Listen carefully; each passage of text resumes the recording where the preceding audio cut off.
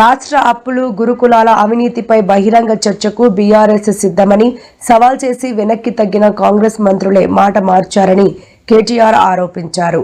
చర్చకు వెళ్తున్న మాజీ మంత్రి హరీష్ రావుతో పాటు బీఆర్ఎస్ నేతలను పోలీసులు అరెస్ట్ చేయడాన్ని ఖండించిన ఆయన వారిని వెంటనే విడుదల చేయాలని డిమాండ్ చేశారు.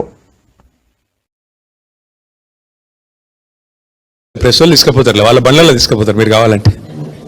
Thank you. ఇంకొక 5 నిమిషాలు చూద్దాం. ఇప్పుడు మమ్మల్ని పోనీయారంటే ఆయన రాడంట, మరి ఏం చేయాలి మేము? లేదంటే మీ టీవీ స్టూడియోలలో పెట్టినా ఆడికన్నా వస్తాం. కనీసం మీరు టీవీ స్టూడియో అన్న డిసైడ్ చేయండి, అక్కడికి రావడానికైనా మేము సిద్ధం, లేదా అసెంబ్లీ అయినా సిద్ధం. Thank you.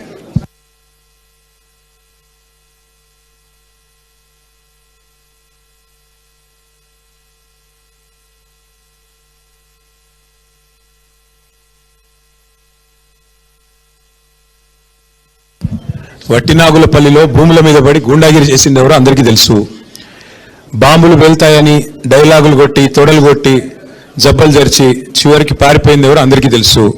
ఇవాళ లొట్టపీస్ కేసులు పెట్టి గూండాగిరి చేసే ప్రయత్నం చేసి ప్రతిపక్షం గొంతు నొక్కే ప్రయత్నం చేస్తున్నది ఎవరో అందరికీ తెలుసు. ఎన్ని కేసులు పెట్టుకున్నా, మీరు ఎన్ని భూ కబ్జాలు చేసినా అన్నింటినీ కక్కించేది ఖాయం. ప్రభుత్వంలోకి వచ్చిన తర్వాత తప్పకుండా ఎవరెవరు అక్రమార్కులు 1 కోటి ఎకరాలు నిషేధిత జాబితాలో పెట్టిన వాళ్ళు ఎవరు, దాని వెనకాల జరుగుతున్న 30% లావాదేవీలు ఏంటి, ఇవన్నీ కూడా కక్కిచ్చే బాధ్యత. ఇవాళ బీజేపీ అండ చూసుకొని కాంగ్రెస్ మంత్రులు బీజేపీ అండ చూసుకొని చెలరేగిపోతా ఉన్నారు. వాళ్ళ మీద ఈడీ దాడులు జరిగినా వాస్తవాలు బయటికి రావట్లేదు.